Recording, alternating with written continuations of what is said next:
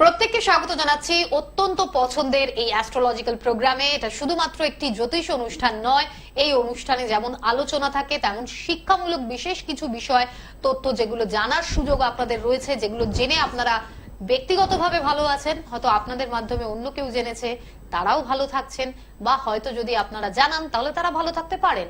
দর্শক বন্ধুরা, আজকে ডেটে দাঁড়িয়ে যারা যারা এডুকেশন নিয়ে অত্যন্ত ভাবে বিচলিত হয়ে রয়েছেন যে কার কাছে যাবেন, আপনার ছেলে বা আপনার মেয়ে এই যে স্ট্রিমটা সিলেক্ট করেছে এটা কি ঠিক সিলেক্ট করেছে, আচ্ছা আপনারা কি কারেক্ট টাইমে কন্ট্যাক্ট করছেন নাকি আরো আগে আসা উচিত ছিল, নাকি কি করলে ক্যারিয়ারটা বা স্টাডি লাইফটা যাতে তাদের বেটার থাকে, এই বিষয়গুলো নিয়ে যারা চিন্তা ভাবনার মধ্যে রয়েছেন বা থাকেন তাদের জন্য বিশেষ করে বলবো যে প্রোগ্রামটা ভালোভাবে দেখুন। কারণ আমাদের সঙ্গে অতিথি রূপে আমাদের সঙ্গে সেই ব্যক্তিত্ব রয়েছেন যিনি শুধুমাত্র যে কোনো একটা পার্টিকুলার বিষয়ের উপরে কিছু তার যে নলেজ, তার যে এক্সপিরিয়েন্স, মানুষকে যেটা দিয়ে তিনি সাহায্য করেছেন সেই জায়গাটা বলছেন তা কিন্তু না।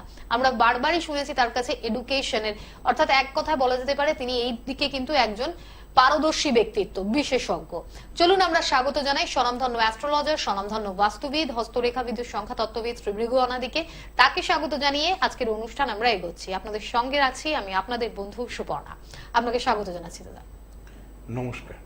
উপস্থিত সকলকে আমার আন্তরিক প্রীতি, শুভেচ্ছা, ভালোবাসা, বড়দের শ্রদ্ধা ও নমস্কার জানিয়ে প্রত্যেক দিনের মতন মানে এই টিভি চ্যানেলও যেরকম আছি, প্রত্যেকদিন ইউটিউব চ্যানেলে রয়েছি, বিশেষ করে দিক নিয়ে আলোচনা করব।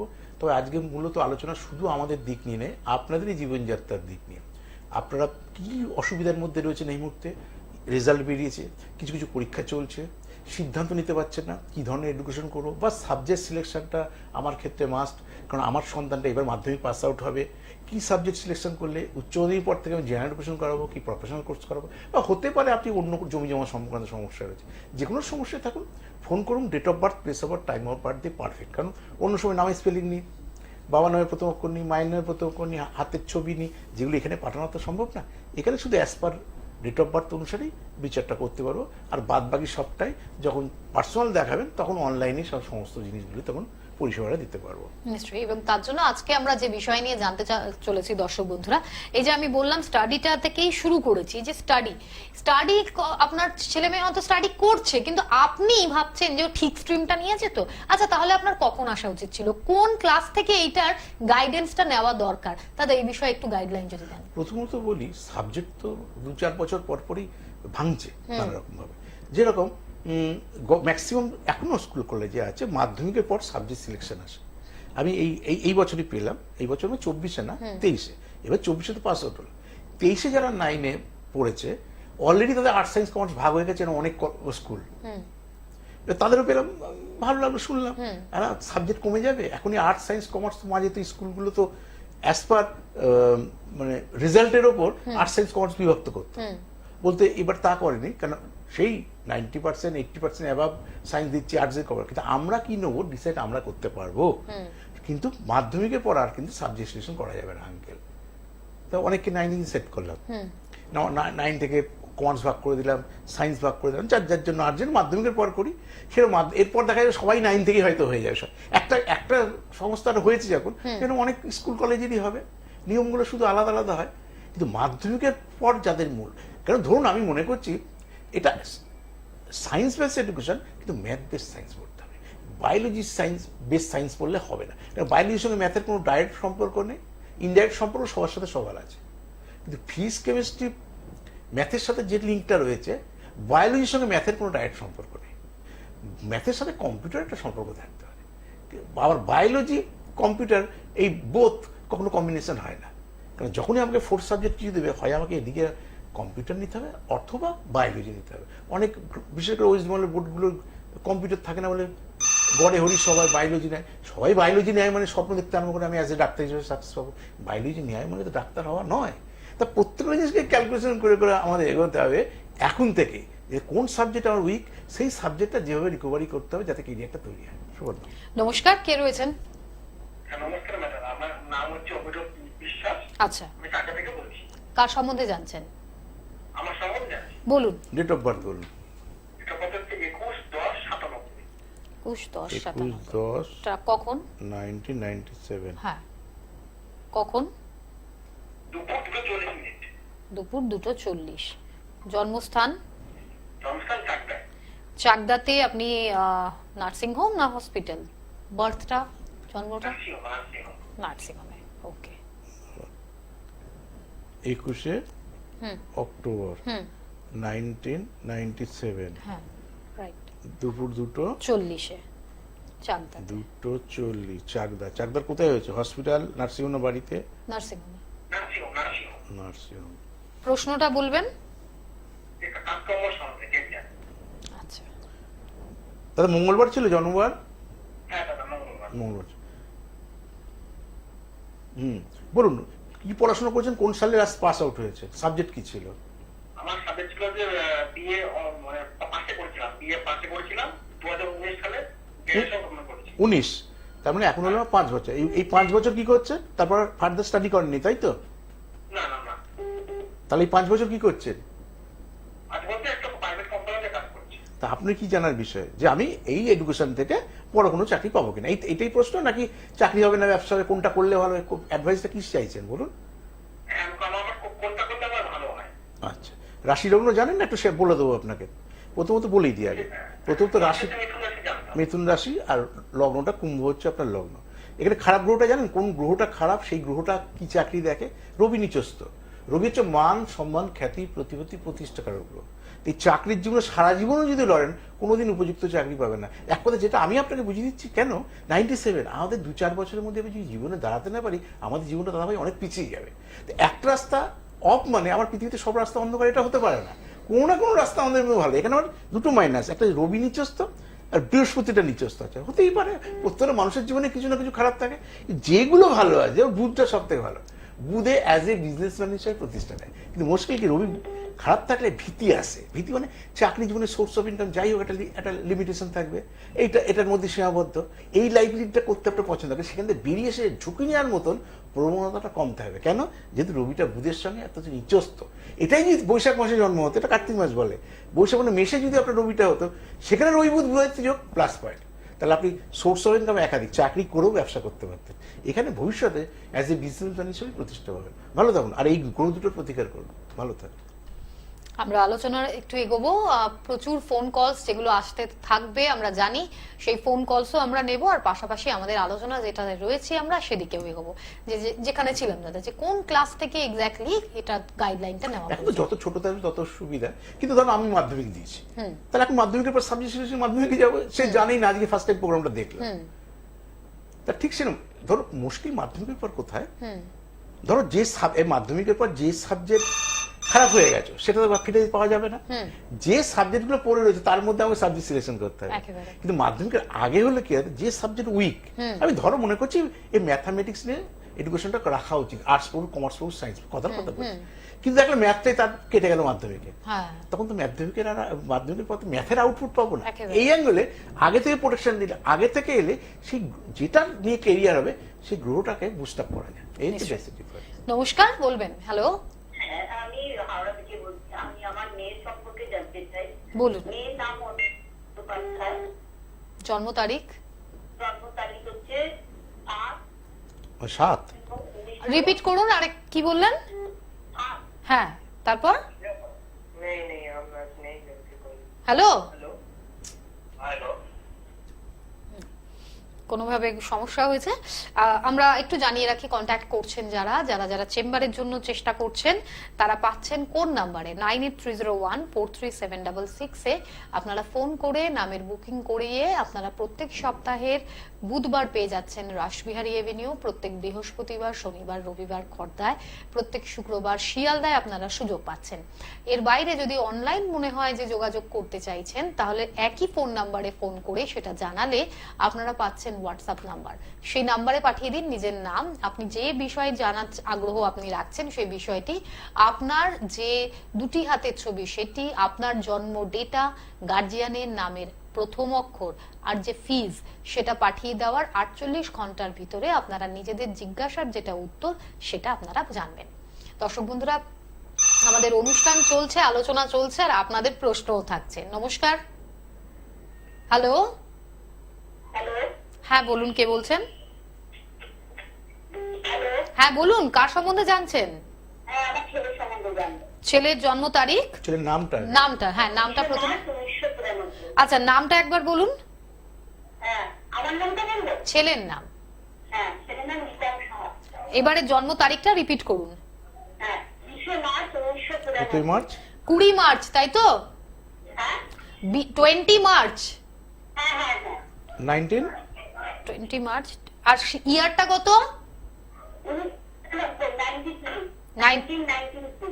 আচ্ছা কত 90 কত 92, 92 হ্যাঁ। 93। বুঝতে পারছি না 93। হ্যাঁ হ্যাঁ true। আচ্ছা 1993। কথাটা বোঝা যাচ্ছে না তো? আপনার কথাটা না একটু অসুবিধা হচ্ছে আরে, শুনতে। সময়টা বলুন, বলুন। টাইমটা। সন্ধ্যে 6:45। সন্ধে 6:45। জন্মস্থান? আচ্ছা টিভি ভলিউমটা কমিয়ে রাখতে পারেন, আপনার টিভির সাউন্ড একটু বন্ধ করে দিন। নাহলে বুঝতে পারবে ফিডব্যাক আসে। আচ্ছা আমি তো টিভি থেকে দূরেই রয়েছি। সাউন্ড এখন আসছে। একটা আওয়াজ আসছে 6:45 সন্ধেবেলা। সন্ধ্যাবেলা। হ্যাঁ। জন্মস্থান জন্মস্থানটা জানেন? হ্যাঁ নবদ্বীপ। নবদ্বীপ, নবদ্বীপ। হ্যাঁ। নবদ্বীপ। নবদ্বীপের কোথায় হয়েছে? হসপিটালে, নার্সিংহোমে, না বাড়িতে? নার্সিংহোমে, নার্সিংহোমে। শনিবার ছিল, জন্মবার শনিবার। হ্যাঁ হ্যাঁ হ্যাঁ। বলুন ছেলের হয়ে প্রশ্নটা বলুন। আর ছেলে কেরিয়ার নির্মাণ করছে, এতদিন তো সরকারি চাকরি করবে করবে, এখন আর সেরকম কিছু হচ্ছেই না।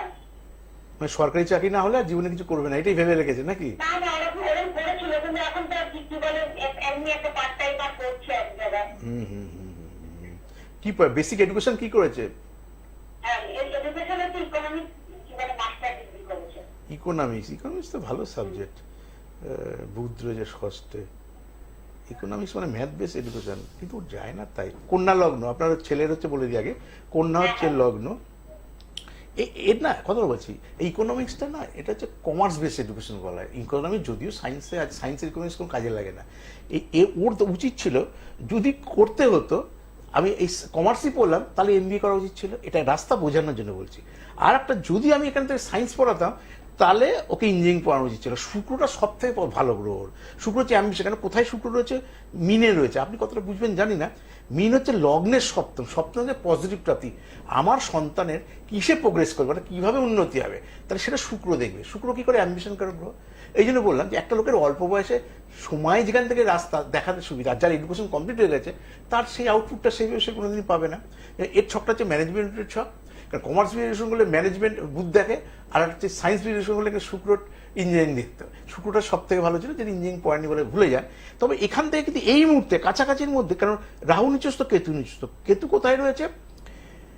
কেতুকে ন্যায্য প্রাপ্তি থেকে বঞ্চিত করে। ওই কারণেই দাদাভাই যোগ্যতা থাকার মতো দাদাভাই স্টিল নাও উপযুক্ত চাকরি পায়নি। নাহলে দাদাভাই কবেই চাকরি, শুধু টাইমটা দেখে নি যে ভালো সময়টা কাছাকাছি আছে কিনা চাকরি পাওয়ার মতন দেখে নি। দাদাকে প্রাইভেটে আপাতত করতে বলুন, আমি দেখে নিই উপযুক্ত টাইমটা কখন আসছে, যখন সত্যি করে বড় চাকরি পেতে পারে। বৃহস্পতিদশা এই তো শেষ হয়ে যায়, 25 সাল 27-এ শেষ। তারপর আসবে শনির দশা, শনি থাকবে 27 to 30। 27 সালে জুন মাসের 5 থেকে 30 সালের জুন মাসের 8 তারিখ, এইটা দাদার কেরিয়ারের আইডিয়াল টাইম। ওই সময় দাদা উপযুক্ত চাকরি পাবে।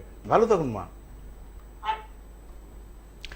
ঠিকই জায়গা থেকে দেখ, এখানে কেরিয়ারের যে এটা এটা দাদাইটাই হ্যাঁ ঠিক ঠিক টাইমে আমার কাছে আসতো। প্রথমত এক কথা সায়েন্স বেস এডুকেশন করতে বলতাম।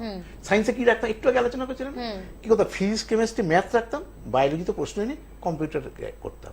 করে জয়েন্ট প্রিপারেশন নিতাম। জয়তে কি শুক্র সপ্তমে রয়েছে, এরা ক্যাম্পাসিং চাকরি পেয়ে যেত। কি করতাম? ইনফরমেশন টেকনোলজি পড়াতাম, বা কম্পিউটার সায়েন্স, কম্পিউটার অ্যাপ্লিকেশন। কিন্তু ইলেকট্রিক্যাল, মেকানিক্যাল, সিভিল না। ওগুলো মঙ্গল দেখে, শনি দেখে, প্রত্যেকটা গ্রহ সব আলাদা।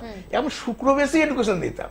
তাহলে কিন্তু দেখলে ক্যাম্পাসিং এত স্টিল না চাকরি করতে। কিন্তু কপাল ঠিক না থাকলে আপনাকে তো ঘুরতেই হবে। এই একেবারে।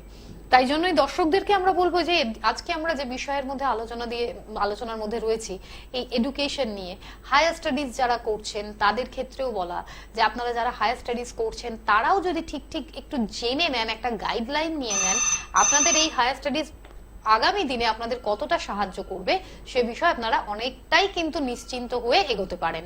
নমস্কার। হ্যাঁ নমস্কার, আমি একটু আগে ফোন করেছিলাম কিন্তু কেটে গেছিল। আমি আমার মেয়ে অর্পিতা বন্দ্যোপাধ্যায় সম্বন্ধে জানতে চাই। আমার মেয়ের জন্ম তারিখটা বলুন।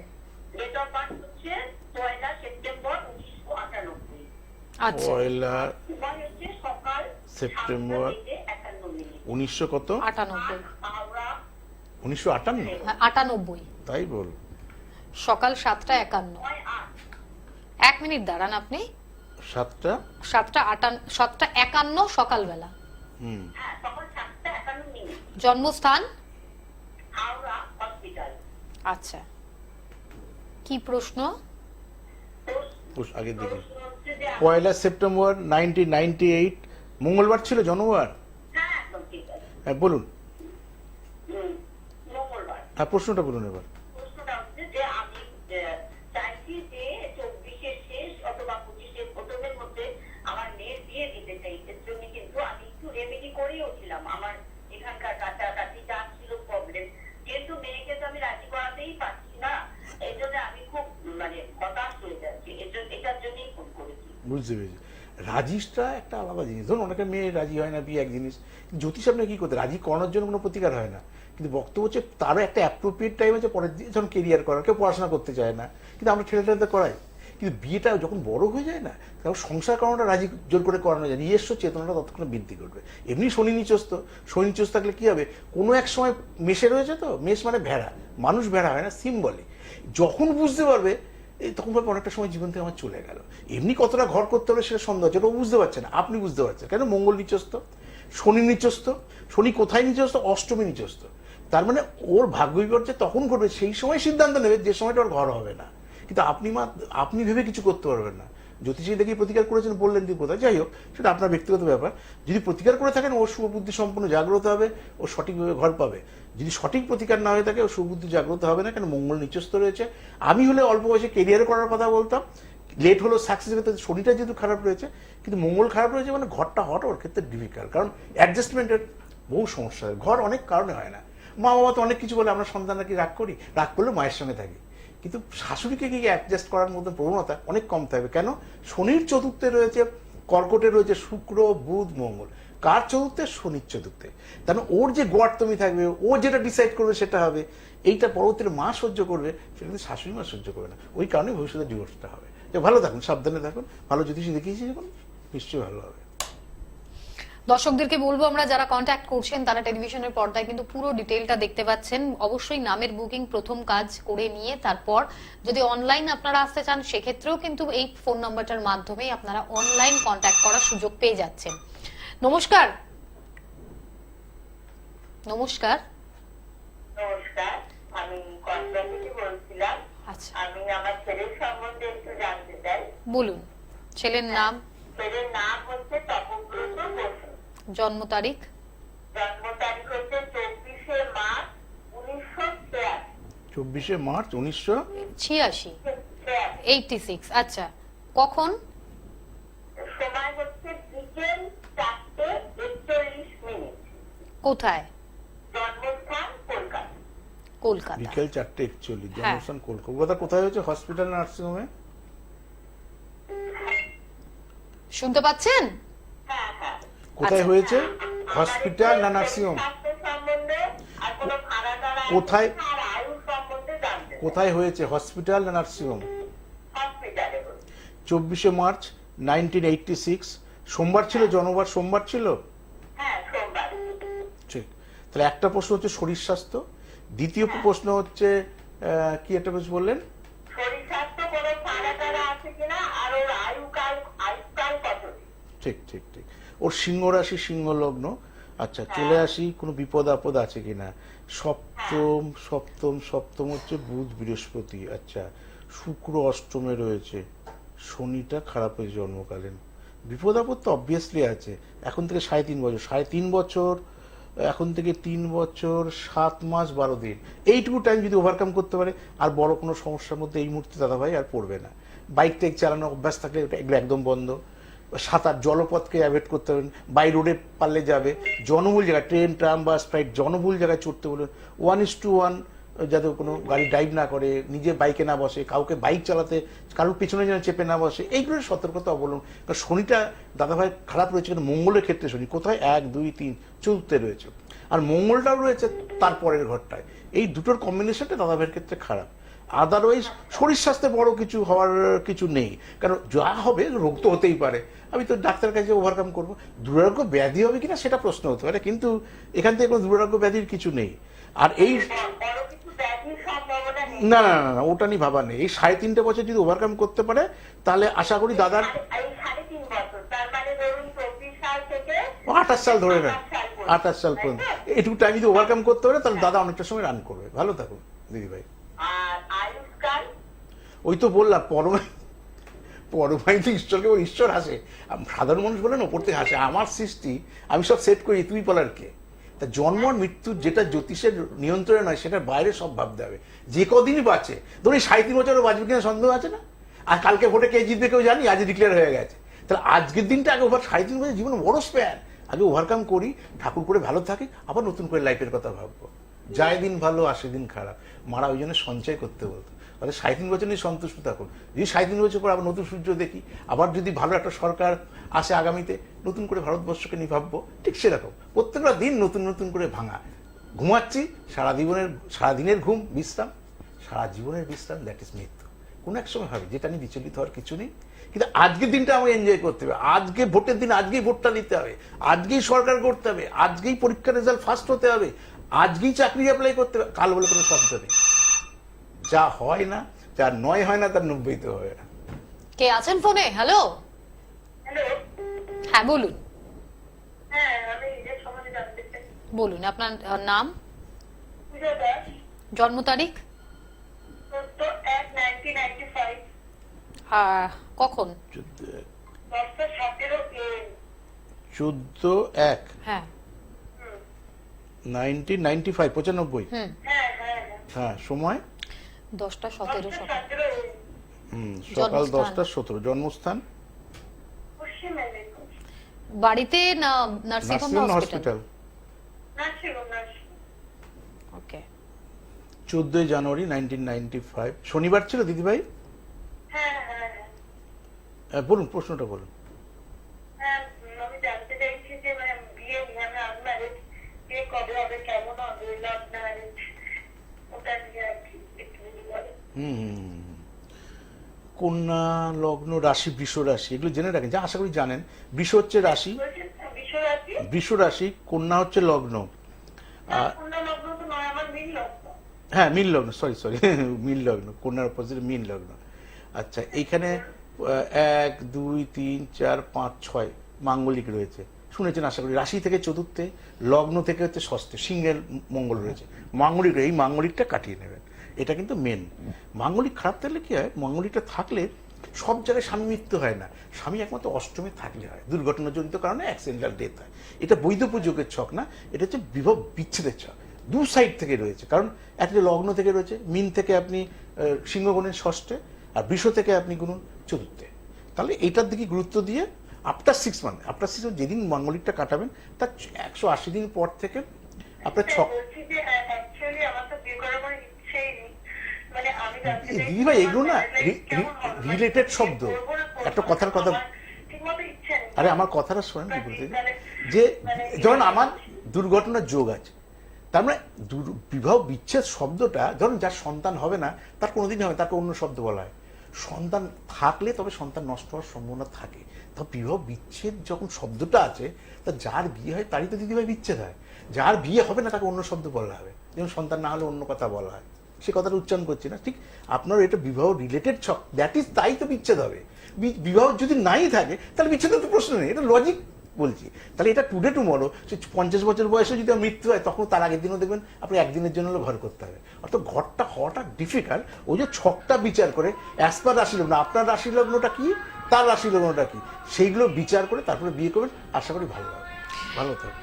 অবশ্যই দর্শক বন্ধুরা, এরই সাথে আজ অনুষ্ঠানের টাইম এই পর্যন্তই। ভালো থাকতে হবে আমাদের প্রত্যেককে, ভালো থাকবেন আপনারা প্রত্যেকে, শুভেচ্ছা রইল। দাদাকে ধন্যবাদ জানাচ্ছি, দর্শক বন্ধুদেরও জানাবো ভালো থাকুন। নমস্কার। নমস্কার।